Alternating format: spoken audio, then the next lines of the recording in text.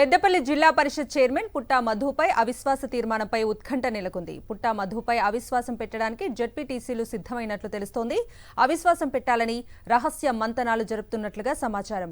2-3 రోజుల్లో పుట్టా మధుపై అవిశ్వాస తీర్మానం పెట్టనున్నట్లు సమాచారం. మెజారిటీ సభ్యుల అసమ్మతి నేపథ్యంలో అవిశ్వాసానికి రంగం సిద్ధం చేస్తున్నారు. ఇక ఇదే అంశానికి సంబంధించి పూర్తి డీటెయిల్స్ అందించడానికి మా ప్రతినిధి రమణ ఫోన్ లైన్లో సిద్ధంగా ఉన్నారు. రమణ, అంటే ఇప్పుడు అవిశ్వాసాల జోరు కొనసాగుతుంది.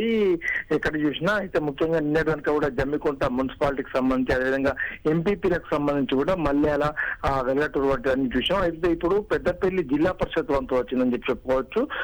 పుట్టమధు పైన అవిశ్వాసం పెట్టడానికి పెద్ద ఎత్తున అంటే మెజారిటీ జెడ్పీటీసీలంతా కూడా ఏకమైనట్టుగా ఇప్పటికే క్యాంపు కూడా తరలిపోయినట్టుగా ప్రచారం జరుగుతుంది. ముఖ్యంగా గత ఏడాది అంటే డిసెంబర్ 28న జరగాల్సిన స్టాండింగ్ కమిటీ సమావేశానికి ఎవరు కూడా హాజరు కాకపోవడంతో కోరం లేక వాయిదా పడింది.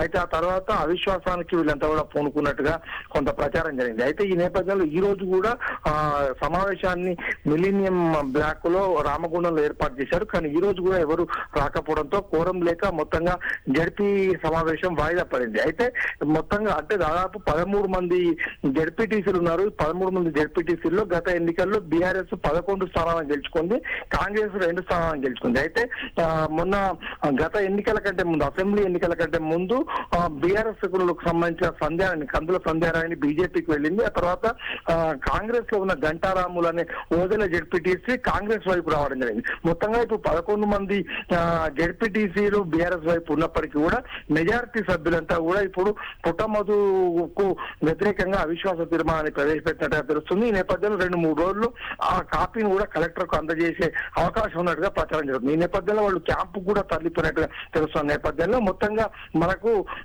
జిల్లా పరిషత్ పైన పెద్దపల్లి జిల్లా పరిషత్ పైన ఒక ఉత్కంఠమైన వాతావరణం అయితే నెలకొంది. Kavitha. Right Ramana, thank you.